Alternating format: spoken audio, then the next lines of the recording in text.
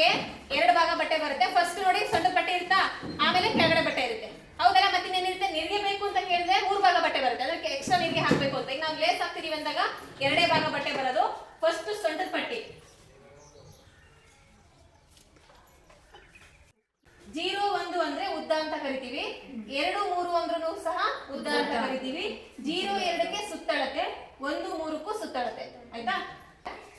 ಎಷ್ಟು ಭಾಗ ಇದೆ? 2 ಭಾಗ ಇದೆ. ಇವಾಗ ಎಷ್ಟು ಭಾಗ ಆಗುತ್ತೆ? 4 ಭಾಗ. ನಾವು ಇಲ್ಲಿಂದ ನೋಡಿ ಈ ಎಡ್ಜ್ ಇಂದ ಈ ಎಡ್ಜ್ ವರೆಗೂ 4 ಭಾಗ ಬಟ್ಟೆಗಳನ್ನು ಫೋಲ್ಡ್ ಮಾಡಿದೀವಲ್ಲ, ಇಲ್ಲಿಂದ ಬಟ್ಟೆನ ಎಳ್ಕೊಂಡು ಇಟ್ಕೋಬೇಕು. ಯಾಕಂದ್ರೆ ಕಾಟನ್ ಆಗಿರೋದ್ರಿಂದ ಮುದ್ದೆ ಆಗಿರುತ್ತೆ ಒಳಗಡೆ ಬಟ್ಟೆ.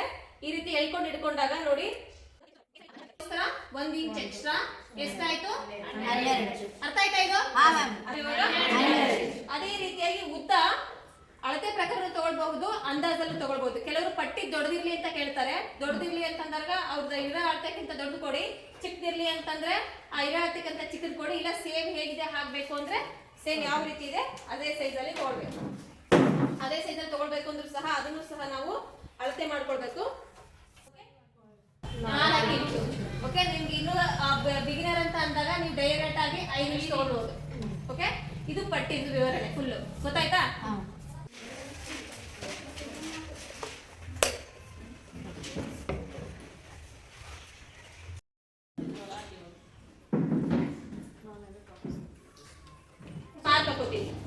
ಇದು ಸೊಂಟದ ಸುತ್ತಳತೆ, ಇದು ಸೊಂಟದ ಸುತ್ತಳತೆ, ಇದು ಕೆಳಗಿನ ಸುತ್ತಳತೆ, ಇದು ಕೆಳಗಿನ ಸುತ್ತಳತೆ. ಅರ್ಥ ಆಯ್ತಾ?